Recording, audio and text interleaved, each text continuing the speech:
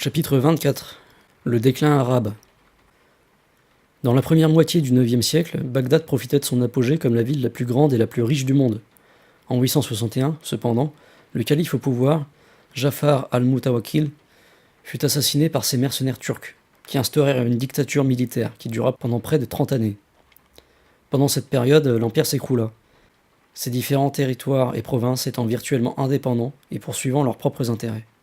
Bagdad, qui était la capitale d'un vaste empire, ne trouvait plus son autorité limitée qu'à l'Irak. Les travaux des historiens contemporains de Bagdad, au début du Xe siècle, sont toujours disponibles. Ils déploraient profondément la dégénérescence de leur temps, en particulier de l'indifférence à la religion, du matérialisme croissant et du laxisme sur la morale sexuelle. Ils se lamentaient également de la corruption des représentants du gouvernement et le fait que les politiciens semblaient toujours amasser des fortunes considérables pendant leur mandat. Les historiens commentaient amèrement l'influence extraordinaire acquise par les chanteurs populaires sur la jeunesse, résultant dans le déclin de la morale sexuelle. Les chanteurs pop, entre guillemets, de Bagdad accompagnaient leurs chansons érotiques par le luth, un instrument semblable à la guitare. En conséquence, dans la seconde moitié du Xe siècle, un langage sexuel obscène qui n'aurait pu être toléré en temps devint de plus en plus usité. Plusieurs califes donnèrent ordre de bannir les chanteurs pop de la capitale, mais ils revenaient toujours quelques années après. Une augmentation de l'influence des femmes dans la vie publique a souvent été associée au déclin d'une nation. Les Romains tardifs se plaignaient que, bien que Rome eût dirigé le monde, les femmes dirigeaient Rome. Au Xe siècle, une tendance similaire pouvait être observée dans l'Empire arabe, les femmes demandant l'accès aux professions jusqu'alors monopolisées par les hommes. L'historien contemporain, Ibn Bassam, écrivit, entre guillemets, « Qu'ont les professions de prêtres, de collecteurs de taxes ou de prêcheurs à voir avec les femmes ? Ces activités ont toujours été limitées aux hommes. » Beaucoup de femmes exerçaient la loi, tandis que d'autres obtinrent des postes de professeurs à l'université. Il y eut du remue-ménage à la nomination de femmes juges, mais qui ne semble pas avoir réussi. Peu après cette période, le gouvernement et l'ordre public s'effondrèrent et les envahisseurs étrangers occupèrent le pays. L'augmentation de la confusion et de la violence qui en résulta empêcha les femmes de sortir sans escorte dans la rue, le mouvement féministe disparaissant en conséquence. Les désordres faisant suite à la prise du pouvoir militaire en 861 et à la défaite de l'Empire provoqua le chaos économique. À un tel moment, nous aurions pu nous attendre à ce que tout le monde redouble d'efforts pour sauver le pays de la banqueroute, mais rien de tel ne se produisit. Au-delà de cela, en pleine austérité, alors que le commerce était en déclin, le peuple de Bagdad introduisit une semaine de 5 jours. Quand j'ai lu pour la première fois ces descriptions contemporaines du Bagdad du Xe siècle, je ne pouvais pas en croire mes yeux. Je me disais que ça devait être une blague. Les descriptions auraient pu provenir du Times aujourd'hui. La ressemblance de tous les détails était particulièrement stupéfiante. La dissolution de l'Empire, l'abandon de la moralité sexuelle, les chanteurs pop et leurs guitares, l'accession des femmes dans les métiers, la semaine de 5 jours, je ne m'aventurerai pas dans une explication. Nombreux sont les mystères de la vie humaine qui dépassent notre compréhension. Chapitre 25. L'idéologie politique. De nos jours, nous attachons beaucoup d'importance à l'idéologie de nos politiques intérieures. La presse et les médias publics, aux États-Unis et en Grande-Bretagne, honnissent continuellement les pays dont les institutions politiques diffèrent de quelque manière que ce soit de notre idée de la démocratie. Ainsi, il est intéressant de remarquer que l'espérance de vie d'une grande nation ne semble en aucun cas affectée par la nature de ses institutions. Les empires passés nous montrent toutes les variations possibles du système politique, mais tous subissent les mêmes procédures de l'âge des pionniers, puis des conquêtes et du commerce, de l'abondance, jusqu'au déclin et à l'effondrement. Chapitre 26. L'Empire Mamelouk. L'Empire des Mamelouks d'Égypte nous donne un exemple parfait, car ce fut l'un des plus exotiques connus par l'histoire. D'autant plus qu'exceptionnellement, il commence à une date précise et finit à une date précise, ne laissant aucun doute sur sa durée qui fut de 267 années.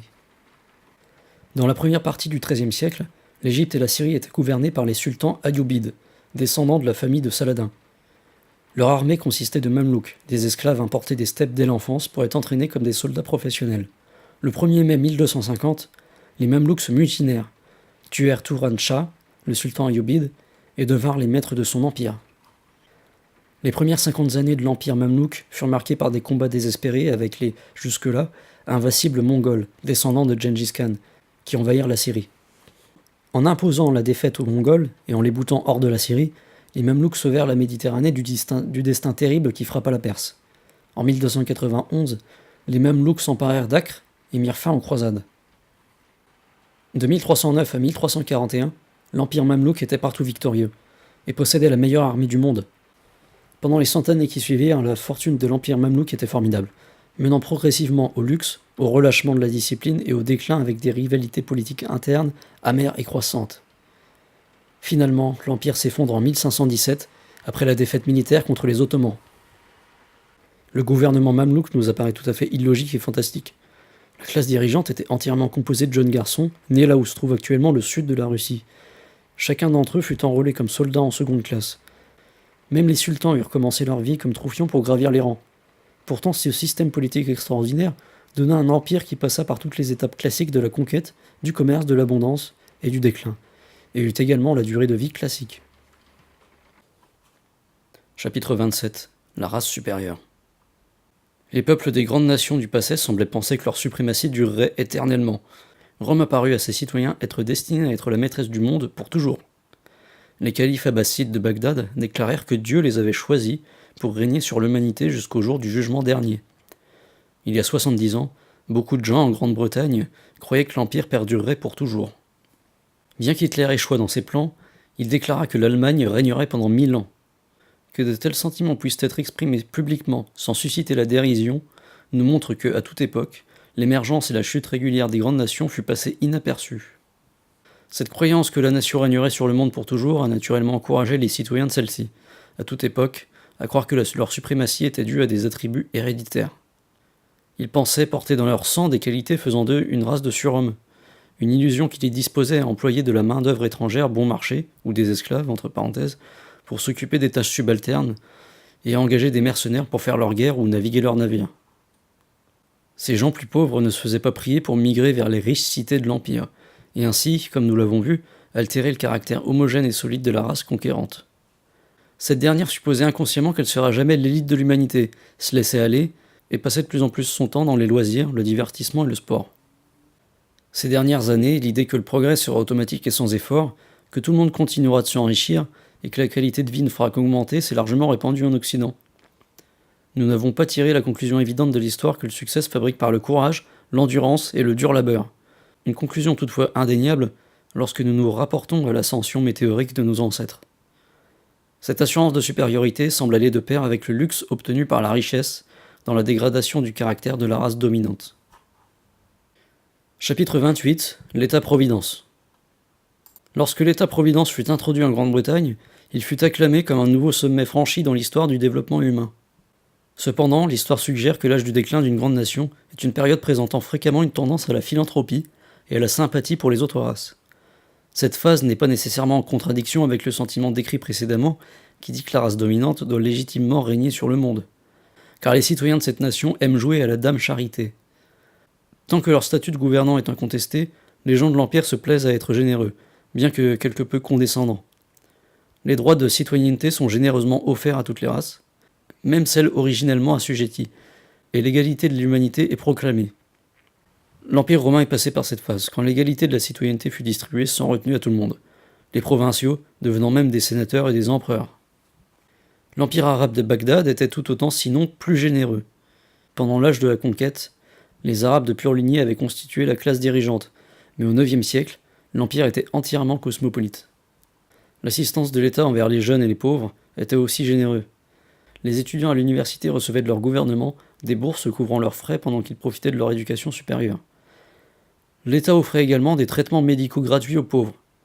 Le premier hôpital gratuit fut ouvert à Bagdad, sous le règne de Haroun al-Rachid, 786 à 809, et sous celui de son fils, Al-Mamoun. Des hôpitaux gratuits apparurent dans tout le monde arabe, de l'Espagne à ce qui est aujourd'hui le Pakistan. L'impression qu'il sera toujours automatiquement riche incite l'empire dominant à dépenser sans compter dans la bienfaisance, jusqu'au jour où l'économie s'écroule, les universités ferment et les hôpitaux tombent en ruine.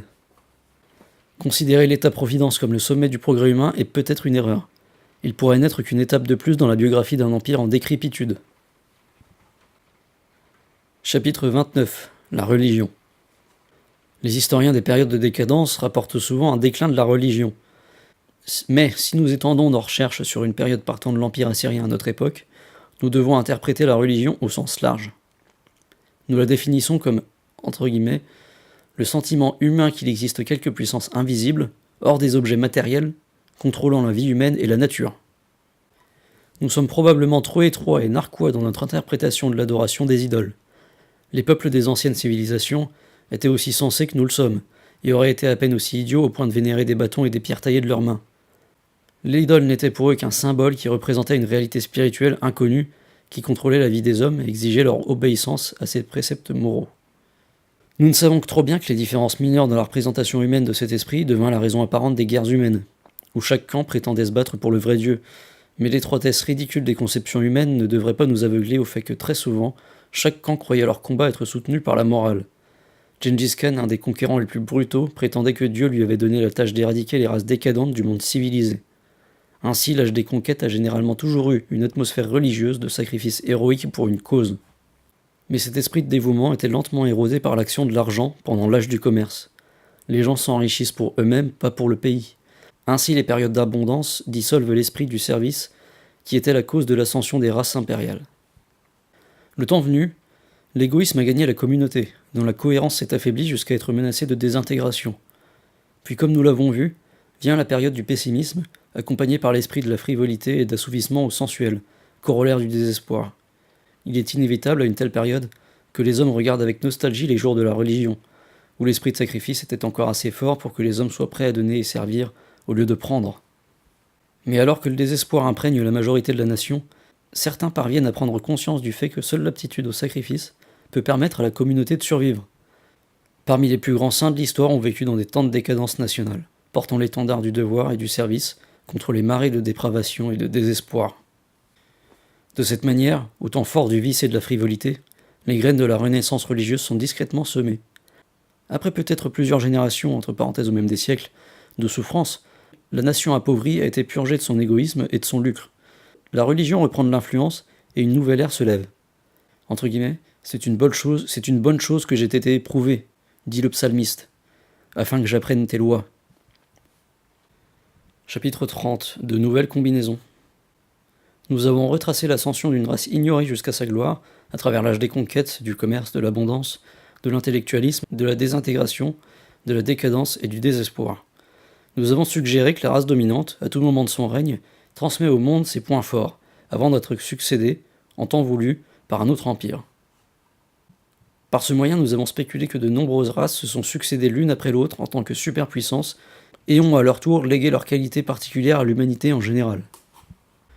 Mais nous pouvons alors objecter qu'un jour, toutes les races du monde auront à leur tour eu droit à leur période de domination pour ensuite tomber dans la décadence. Lorsque toute l'humanité aura atteint la phase décadente, d'où surgira une nouvelle race conquérante pleine d'énergie. La réponse est partiellement dissimulée par notre travers moderne qui veut diviser les races en nations, que nous visualisons comme des compartiments étanches, erreur qui est responsable d'innombrables méprises. Dans le passé, les nations guerrières nomades envahissaient les territoires des peuples décadents et s'y installaient. Le moment venu, ils se marient avec les autochtones et une nouvelle race était créée, bien qu'elle gardait généralement le même nom. Les invasions barbares de l'Empire romain fournissent probablement le meilleur exemple connu dans l'Occident d'aujourd'hui. Nous trouvons d'autres exemples dans les conquêtes arabes de l'Espagne, l'Afrique du Nord et la Perse, les conquêtes turques de l'Empire ottoman ou encore les conquêtes normandes de l'Angleterre. Dans tous les cas, les pays conquis étaient entièrement peuplés et les envahisseurs étaient des armées qui finissaient par s'installer et se marier, produisant de nouvelles races. À notre époque, il ne reste que peu de conquérants nomades dans le monde, qui pourraient envahir des pays avec leurs troupeaux et leurs tentes. Mais la facilité des déplacements a produit un mélange égal, voire supérieur des populations. La violence des luttes politiques internes modernes crée un flux constant de migrants quittant leur pays pour en trouver d'autres aux institutions plus favorables.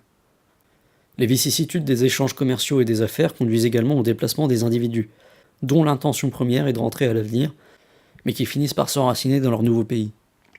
La population britannique a constamment changé, en particulier ces 60 dernières années, dû à l'afflux d'immigrés européens, asiatiques et africains, et à l'émigration de citoyens britanniques vers les États-Unis, ce qui permet de démontrer par un exemple évident l'ascension constante de nouvelles nations et la transformation ethnique des vieilles nations à travers ce nomadisme moderne. Chapitre 31. La décadence d'un système. Il est intéressant de noter que la décadence signifie la désintégration d'un système, pas de ses parties individuelles. Les habitudes des membres de la communauté ont été corrompues par l'excès d'argent et de pouvoir sur une trop longue période. Les conséquences, dans le cadre de la vie nationale, furent de les rendre égoïstes et fainéants. Une communauté d'égoïstes et de fainéants se détériore. Les querelles internes se développent dans la division de sa richesse décroissante. Le pessimisme s'ensuit, que certains vont chercher à noyer dans la sensualité et la frivolité. Dans cet environnement, ils sont incapables de rediriger leurs pensées et leur énergie vers de nouvelles voies.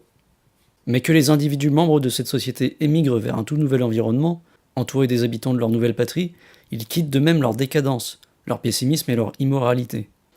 Ainsi libérés de leur ancienne source de pensée, et après une courte période d'adaptation, ils deviennent des citoyens normaux de leur pays d'adoption. Certains d'entre eux, de la deuxième ou troisième génération, pourront atteindre une prééminence de leur nouvelle communauté. Cela démontre que le déclin d'une nation, quelle qu'elle soit, ne subvertit pas la nature basique de ses membres. La décadence d'un certain nombre de nations n'appauvrit pas non plus de manière permanente la race humaine.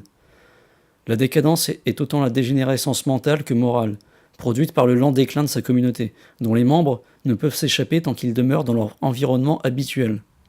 Mais s'ils se déplacent autre part, ils se débarrassent de leur ancienne mentalité, et se montrent égaux aux autres citoyens de leur pays d'adoption.